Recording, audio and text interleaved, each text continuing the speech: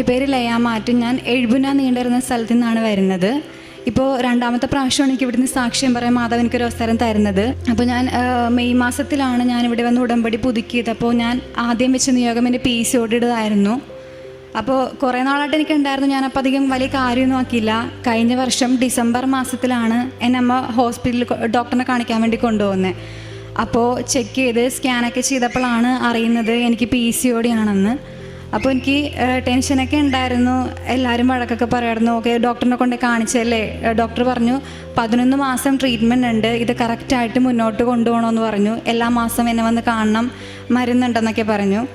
അപ്പോൾ പിന്നെ അവർ ഫുഡൊക്കെ നല്ലോണം കഴിക്കണം, വീട്ടിലുള്ള ഫുഡ് മാത്രമേ കഴിക്കാൻ പാടുള്ളൂ, പുറത്തു നിന്നൊക്കെ ഒന്നും കഴിക്കാൻ പാടില്ല, അങ്ങനെയൊക്കെ പറഞ്ഞു. ശരിക്കും സങ്കടമായി പോയി. എന്നാലും ഞാൻ വീട്ടിൽ വന്നിട്ട് മാതാവിനോട് കുറേ പ്രാർത്ഥിച്ചു. പിന്നെ ആദ്യത്തെ 2 മാസം ഞാൻ ഡോക്ടറിനെ കാണാൻ വേണ്ടി പോയി. എനിക്ക് കുറേ മരുന്നൊക്കെ തന്നു. കുറേ മരുന്നുള്ളതുകൊണ്ട് എനിക്ക് കഴിക്കാനും ഭയങ്കര ബുദ്ധിമുട്ടായിരുന്നു. എനിക്കൊട്ടും പറ്റാത്ത സാഹചര്യം വന്നപ്പോൾ ഞാൻ ആ മരുന്ന് അങ്ങോട്ട് നിർത്തി. അപ്പോൾ ഞാൻ അമ്മേനോട് പറഞ്ഞു, അമ്മ ഞാൻ മരുന്ന് നിർത്തുവാണ്, എനിക്കിനിയൊന്നും വയ്യാന്ന് പറഞ്ഞു. അപ്പോൾ ഡിസംബറിൽ പോയി കണ്ടു. ജനുവരി ഫെബ്രുവരി ഞാൻ പോയി ഡോക്ടറിനെ പോയി കണ്ട് മരുന്നൊക്കെ കഴിച്ചു. പിന്നെ ഞാൻ മരുന്ന് നിർത്തി. മാർച്ച് ഏപ്രിൽ മെയ് ഒക്കെ ആയിട്ടും എനിക്ക് ഇന്ന് കറക്റ്റ് ഡേറ്റ് ഒന്നും ആകുന്നില്ലായിരുന്നു. അപ്പോൾ അങ്ങനെയാണ് ഞാൻ മെയ് മാസം ഇവിടെ വന്ന് ഉടമ്പടി പുതുക്കിയപ്പോൾ ഫസ്റ്റ് നിയോഗം PCOD-യുടെ നിയോഗം വെക്കുന്നത്. പുതുക്കിയപ്പോൾ 3 മാസമായിട്ട് എനിക്ക് കറക്റ്റായിട്ട് എനിക്ക് വരുന്നുണ്ട്. എനിക്കതിൽ യാതൊരു കുഴപ്പമില്ല. സത്യം പറഞ്ഞാൽ അങ്ങനെ വരാത്തതാണ്, എനിക്ക് കറക്റ്റ് ഡേറ്റ് ഒന്നും ആകാത്തതാണ്. ഉടമ്പടി നിയോഗം വെച്ചിട്ട് ഞാൻ യാതൊരു മരുന്നൊന്നും കഴിക്കുന്നില്ല. ഞാൻ ആകെ കൂടി ചെയ്യുന്നത് ഉടമ്പടി തൈലം എൻ്റെ വയറ്റിൽ പുരട്ടി ഞാൻ പ്രാർത്ഥിക്കുമായിരുന്നു. ഞാൻ ഉപ്പ് കഴിക്കുമായിരുന്നു വിശ്വാസ പ്രമാണം ചൊല്ലി. ഞാൻ അത് മാത്രമേ ചെയ്യുന്നുള്ളൂ. 1000 നന്ദി പറയണം മാതാവിന്. അതാണ് എൻ്റെ ഫസ്റ്റ് നിയോഗം. രണ്ടാമതായിട്ട് ഞാനൊരു കമ്പനിയിൽ വർക്ക് ചെയ്യുമായിരുന്നു, പ്രൈവറ്റ് കമ്പനിയിലായിരുന്നു. അവിടെ 1 വർഷമായിട്ടുണ്ടായിരുന്നു. 1 വർഷം കഴിഞ്ഞപ്പോൾ പാർട്ട്നേഴ്സ് തമ്മിൽ ഇഷ്യൂ ആയിട്ട് അവിടെ നിൽക്കാണ്ടൊരു സാഹചര്യം വന്നു. ഞാനിപ്പോൾ ഇവിടെ 11-ാം തീയതിയാണ് ഞാൻ വന്ന് ഉടമ്പടി പുതുക്കിയത്. പുതുക്കി കഴിഞ്ഞ് 2ാമത്തെ ദിവസമായപ്പോൾ ഭയങ്കര പ്രശ്നമായി. അവിടെ നിന്ന് കമ്പനി ഞങ്ങൾക്ക് ഇറങ്ങേണ്ട ഒരു അവസ്ഥ വന്നു. സ്റ്റാഫ് എല്ലാം പോയി. എന്നെ ആണെങ്കിലും പകുതി കാര്യങ്ങൾ ഏൽപ്പിച്ചിട്ടുണ്ടെങ്കിലും എനിക്ക് പറഞ്ഞിട്ട് എനിക്ക് ഇറങ്ങേണ്ടി വന്നു. അപ്പോഴും ഞാൻ ഓർത്തു, ഞാൻ ഉടമ്പടി പുതുക്കിയതല്ലേ, പിന്നെ എനിക്കെന്താ ഇങ്ങനെയൊക്കെ വരുന്നതെന്നൊക്കെ ഞാൻ ആലോചിച്ചു. പുതുക്കി മെയ് 14-ാം തീയതി ഞാൻ അപ്പോൾ രാത്രി ഞങ്ങൾ പ്രാർത്ഥിച്ചുകൊണ്ടിരിക്കുക. ഞാൻ അമ്മേനോട് പറഞ്ഞു, ടെൻഷനായി, എന്ത് ചെയ്യണമെന്ന് അറിയാൻ പാടില്ലാണ്ട് പ്രാർത്ഥിച്ചുകൊണ്ടിരുന്നപ്പോൾ കൂട്ടുകാരത്തി വിളിച്ചിട്ടും പറഞ്ഞു, ഈ നമ്പറിലേക്ക് നീ ഒന്ന് വിളിക്കണമെന്ന് പറഞ്ഞു. ഞാൻ എന്നിട്ട് ആ നമ്പറിൽ വിളിച്ചപ്പോഴാണ് അറിയുന്നത് 2ാമത് വർക്ക് ചെയ്യാൻ വേണ്ടി നമ്മളൊരു കമ്പനിയിൽ കിട്ടിയിട്ടുണ്ടായിരുന്നു. ആ കമ്പനിയുടെ ഡയറക്ടറോട് ഞാൻ സംസാരിച്ചത്. പുള്ളിയോട് സംസാരിച്ച് ഓക്കെ ആയപ്പോൾ അവർ പറഞ്ഞു, നിങ്ങൾ 17-ാം തീയതി ഇൻ്റർവ്യൂവിന് വരണം, നിങ്ങൾക്ക് എല്ലാ കാര്യങ്ങളും ഓക്കെ ആയിരുന്നു പറഞ്ഞപ്പോൾ ഞാൻ പറഞ്ഞാൽ ഓക്കെയാണ്. കൂട്ടുകാരത്തിക്കാണിത് കിട്ടിയത്. അപ്പോൾ സോഫ്റ്റ്വെയർ ഡിവൈസിൻ്റെ കമ്പനിയാണത്.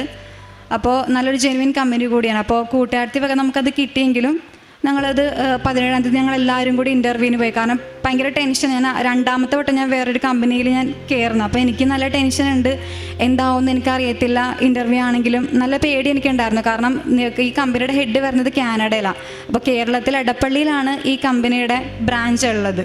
അപ്പോൾ അങ്ങനത്തെ വലിയൊരു കമ്പനിയിലേക്ക് പോകുമ്പോൾ അതിനായിട്ടുള്ള പേടി എനിക്കുണ്ടായിരുന്നു. ഞാൻ കാശ് രൂപമൊക്കെ പിടിച്ചാൽ പോയത്.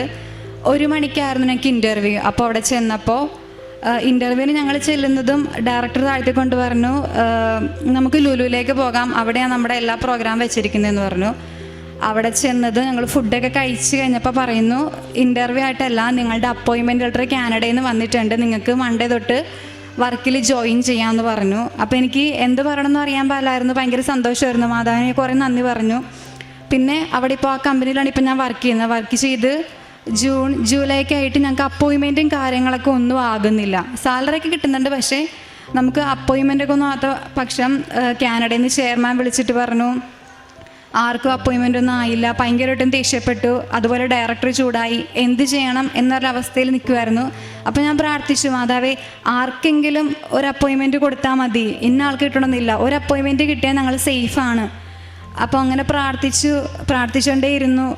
അപ്പോൾ ഓരോരുത്തർക്കും ഓരോ സ്റ്റാഫിനും ഓരോ എക്സിക്യൂട്ടീവിനും വെച്ച് അവിടെ കൊടുത്തിട്ടുണ്ട് ഡീറ്റെയിൽസ് എടുക്കാൻ വേണ്ടിയിട്ട്. അപ്പോൾ അങ്ങനെ ഒരു ദിവസം പ്രാർത്ഥിച്ച് ഞാൻ ഉപ്പൊക്കെ കൊണ്ട് ആരും കാണാത്ത സ്ഥലത്ത്, ഞാനാണ് അതേ കമ്പനിയിൽ ആദ്യം എത്തുന്നത്, ഞാനപ്പോൾ ഒരു മൂല കൊണ്ടുപോയിട്ട് ഞാൻ ഉപ്പൊക്കെ ഇട്ട് പ്രാർത്ഥിക്കുമായിരുന്നു. അപ്പോൾ അങ്ങനെ ഒരു ദിവസം ഞാൻ വിളിക്കുന്ന എനിക്കൊരു എക്സിക്യൂട്ടീവ് ഉണ്ട്. പുള്ളി വിളിച്ചിട്ട് പറഞ്ഞു, നമുക്ക് അപ്പോയിൻമെൻറ്റ് കിട്ടിയിട്ടുണ്ട്, എനിക്കാണ് കിട്ടിയെന്ന് പറഞ്ഞു. വിത്ത് അഡ്വാൻസ് ഉൾപ്പെടെയാണ് കോട്ടയം സ്കൂളിൽ നിന്ന് അപ്പോയിൻമെൻറ്റ് നമുക്ക് കിട്ടിയെന്ന് പറഞ്ഞു.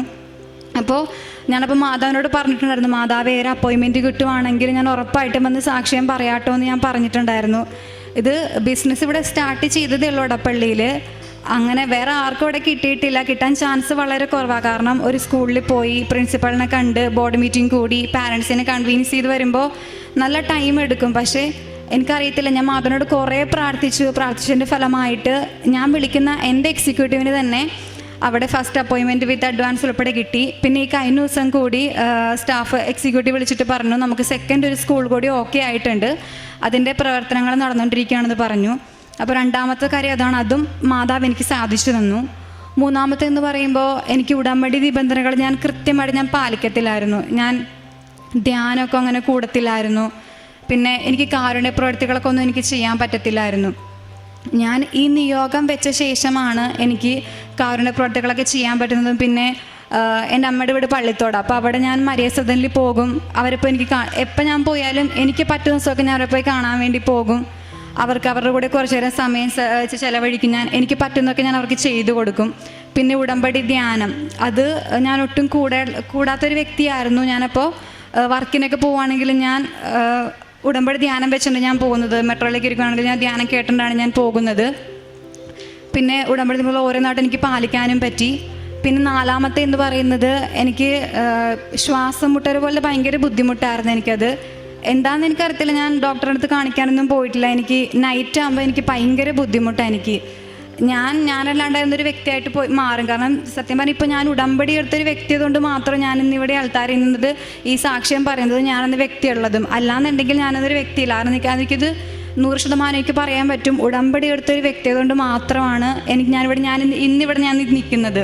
കാരണം എനിക്ക് വർക്കൊക്കെ കഴിഞ്ഞ് വരുമ്പോൾ ഭയങ്കര ബുദ്ധിമുട്ടാണ്. എന്താണെന്ന് എനിക്കറിയത്തില്ല, ശ്വാസം മുട്ടൽ പോലെ ഫീൽ ചെയ്തിട്ട് എനിക്ക് പെട്ടെന്നൊക്കെ എനിക്ക് ഈ ആത്മഹത്യക്ക് അങ്ങനത്തെ ഒരു ടെൻഡൻസിയൊക്കെ എനിക്ക് വരും. എനിക്ക് എന്ത് ചെയ്യണം എന്നറിയാൻ പാടില്ല. ഞാൻ ഉറക്കമില്ലാത്ത രാത്രി ഞാൻ ഇരുന്നിട്ടുണ്ട്.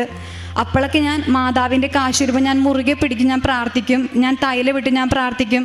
ഉറക്കം വരാത്തപ്പോൾ ഞാൻ പറയും, മാതാവ് എൻ്റെ കൂടെ ഉണ്ടായിരിക്കണേ, എന്നെ 2 പേരും ഉറക്കിയേക്കണമെങ്കിൽ രാവിലെ എനിക്ക് എഴുന്നേറ്റ് പള്ളിയിൽ പോകാനും എനിക്ക് പ്രാർത്ഥിക്കാനൊക്കെ പറ്റിയേക്കണേ എന്ന്.